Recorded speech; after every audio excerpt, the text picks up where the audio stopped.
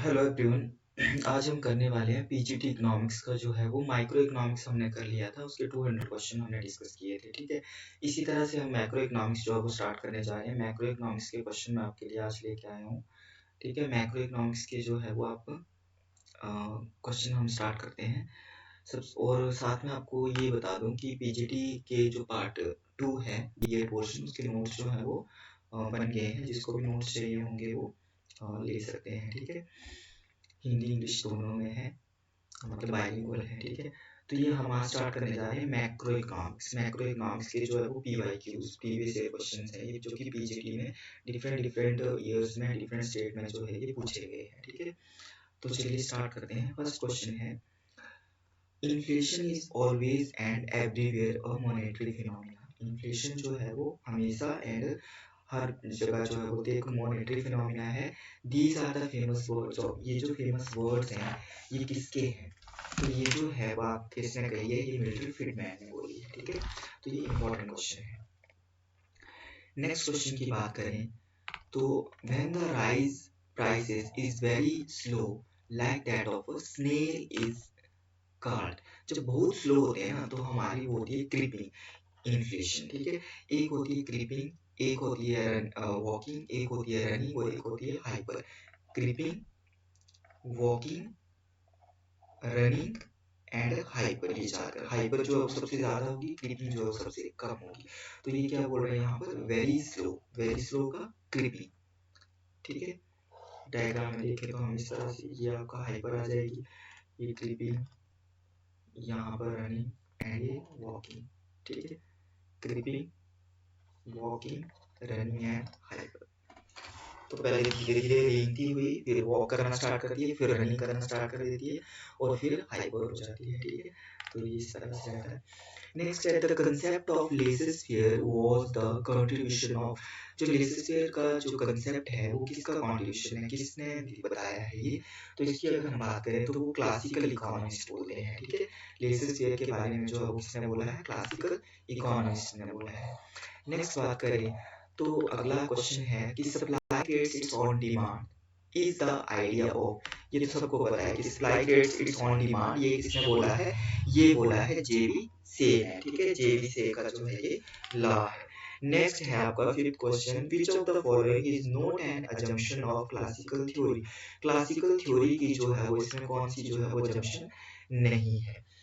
तो इसमें आपका न्यूट्रलिटी ऑफ आपका मनी है, वेज प्राइस फ्लेक्सिबिलिटी भी है, इनवॉलेंट्री अनएम्प्लॉयमेंट सी जो है वो इसमें नहीं आएगा। इनवॉलेंट्री अनएम्प्लॉयमेंट जो है वो आपका नहीं है। ठीक है, नेक्स्ट क्वेश्चन है, quantity of money according to classical theory will determine the. Quantity of money जो है बोलते क्लासिकल थ्योरी के अकॉर्डिंग क्या डिटरमाइन करती है? ये इसका आएगा आपका, ये डिटरमाइन करती है प्राइस लेवल आएगा। ठीक है, next question, under Keynesian cross model rate of interest is.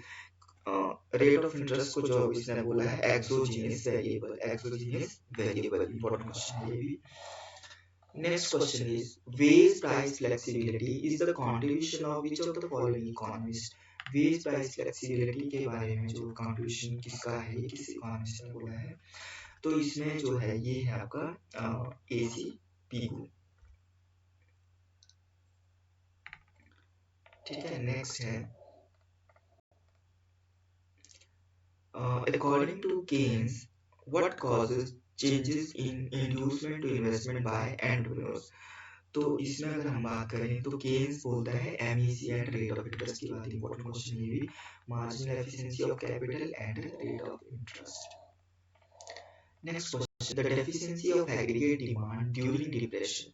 Deficiency है एग्रीगेट डिमांड की during depression period leads to, तो वो क्या लीड करेगा? मतलब डेफिशिएंसी भी है और एग्रीगेट डिमांड भी मतलब कम है और डिप्रेशन भी है, तो उससे जो है वो आपका क्या होगा? इनवॉलेंटली अनएम्प्लॉयमेंट, मतलब कि और अनएम्प्लॉयमेंट बढ़ेगा क्योंकि डिमांड भी कम है, डिप्रेशन भी है, तो इनवॉलेंटली अनएम्प्लॉयमेंट सी। 10 का आपका सी आएगा। Next question, in Keynesian model of income determination autonomous investment occurs due to. Autonomous investment की बात करें तो किसके क्या आएगा इसमें? इसमें आपका आएगा change in social welfare programme. ये क्या बोल रहा है, Keynesian model of income determination autonomous investment occurs due to, मतलब देखो चेंज इन इनकम नहीं होगा, चेंज इन एम्प्लॉयमेंट, क्योंकि जब ऑटोनॉमस होता है ना, हमारा दो तरह काम पड़ते हैं, एक इंड्यूस्ड इन्वेस्टमेंट और एक होता है ऑटोनॉमस इन्वेस्टमेंट। तो ऑटोनॉमस जो है वो आपका इस तरह से कॉन्स्टेंट, मतलब कि गवर्नमेंट जो करती है तो वो सोशल वेलफेयर से रिलेटेड होता है, और जो आपका इंड्यूस्ड होता है उसका कुछ इस तरह से रहेगा, मतलब कि प्रॉफिट से रिलेटेड होता है, इनकम से रिलेटेड, इनकम इन्वेस्टमेंट, इनकम बढ़ रही है, इन्वेस्टमेंट बढ़ रहा है, इन्वेस्टमेंट बढ़ रहा है, इनकम बढ़ रही है, ठीक है। अब यहाँ पर जो है वो इन्वेस्टमेंट ये कांस्टेंट है, तो इस तरह से रहता है, तो ये आपका जो है आएगा इसमें सी आएगा, change in social welfare program. Next है, which among the following is not a tool of physical policy, इनमें से कौन सा जो है वो फिजिकल पॉलिसी का टूल नहीं है, नोट बोल रहा है ना, तो यहाँ पर गवर्नमेंट एक्सपेंडिचर है, टैक्सेशन है, बैंक रेट नहीं है, बैंक रेट जो है वो आपका मॉनेटरी पॉलिसी में आता है, ये फिजिकल में नहीं आता है। Next is the formula for calculating simple multiply, तो मल्टीप्लाई का फॉर्मूला आपका क्या होता है, k is equal to 1/1 minus MPC, तो देखिए यहाँ पर है कहीं 1/1 माइनस MPC, तो 13 का आ जाएगा A। Next is the balanced budget multiplier in the Keynesian cross model is, balanced budget multiplier की बात करें Keynesian cross model में, तो बैलेंस्ड बोल रहा है ना, तो बैलेंस से सीधा ही हो जाएगा इक्वल टू 1, फिर 14 का आ जाएगा आपका A। Next is the concept of multiplier was first developed by, सबसे पहले जो था वो RF काहा ने लिया, ठीक है। नेक्स्ट है आपका नेक्स्ट क्वेश्चन 15 का B, which among the following does not have the application of multiplier, इनमें से बोलते फॉलोइंग में से किसका जो है वो does not have the application of multiplier की एप्लीकेशन नहीं है, डिटर्मिनेशन ऑफ इनकम में आता है, फिजिकल पॉलिसी में आता है, आपका मॉनेटरी पॉलिसी जो है वो ये होगा C, 16 का आपका C। Next is which of the following Fisher's equation of exchange is not correct, तो फिशर इक्वेशन की अगर हम बात करें तो MB is equal to PT है और MB is equal to PQB है, ये वाला नहीं है, हाँ C 17 का जो है वो आपका ये वाला नहीं है, ठीक है, नॉट करेक्ट, तो आपका C। मार्शल की बात करें तो M is equal to KPY है, और रॉबर्टसन की बात करें तो आपका जो है वो आगे वैसे आ रहा है वो क्वेश्चन, हम आगे देखते हैं। रॉबर्टसन की बात करें तो M is equal to KPT आएगा, ठीक है। नेक्स्ट क्वेश्चन है the relationship between money supply and, यहाँ पर तो फिशर की इक्वेशन बोल रहा था, तो ये वाली the relationship between money supply and price level under quantity theory of money is, अब इसमें दोनों में जो है वो क्या रिलेशन है, तो ये सबको पता है कि आपका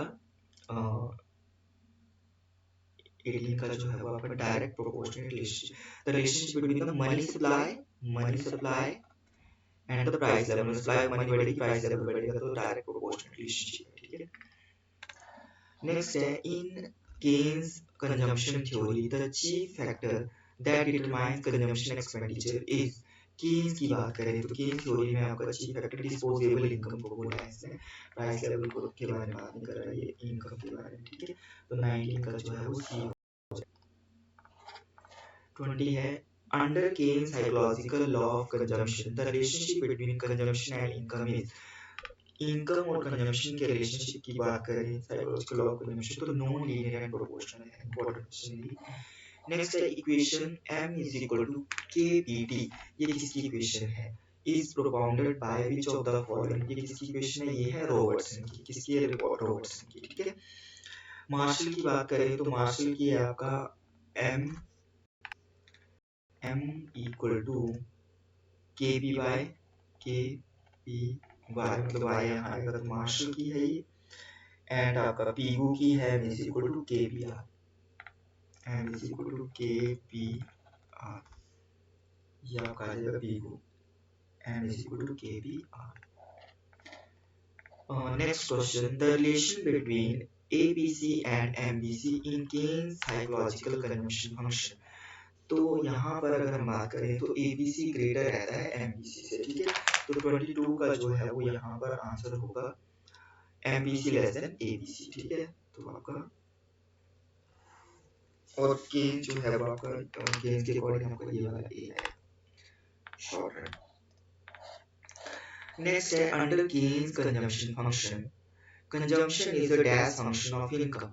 कंजम्पशन जो है वो इनकम का कौन सा फंक्शन है, तो यहाँ है स्टेबल, सी आएगा। Next question, under classical theory demand for labour is the same as. Classical theory में बोलते हैं कि demand for labour is the same as किसका होगा, MRP, ये होगा आपका MP कर्व ऑफ लेबर। 24 का जो है वो आपका आएगा marginal product curve of labour. Next question है the reason for existence of proportional relationship between money stock and price level। अब मनी स्टॉक और प्राइस लेवल का प्रोपोर्शनल रिलेशनशिप एग्जिस्टेंस की बात करें तो मनी सप्लाई के बढ़ने से जो है वो प्राइस लेवल क्या होता है, बढ़ता है। तो प्राइस लेवल बढ़ेगा तो क्या होगा, इन्फ्लेशन आएगी। तो आपका जवाब यहाँ पर होगा बी, ठीक है। नेक्स्ट जो है वो हम 25 क्वेश्चन अगले जो है वो नेक्स्ट क्लास में करेंगे, ठीक है। तो बीएड के जो नोट्स हैं सेकंड पार्ट के लिए वो प्रिपेयर हो गए हैं, ठीक है। जिसको भी जो है वो कुछ पूछना होगा तो आप पूछ सकते हैं। नंबर है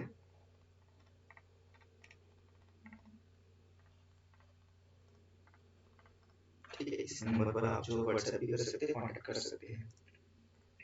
बाकी के क्वेश्चन जो है वो हम अगली क्लास में करेंगे। रोज हम इसी तरह से जो है वो क्वेश्चन जो है वो 25 जो है वो करते हैं, ठीक है। तो ये जो है आपके लिए हेल्पफुल रहेगा, पीजीडी के लिए ही नहीं बल्कि आपका जो सेट का पेपर भी आ रहा है हिमाचल का, उसके लिए भी जो है वो आपके लिए बेनिफिशियल रहेगा। तो जो भी नए हैं वो चैनल को सब्सक्राइब कर लें।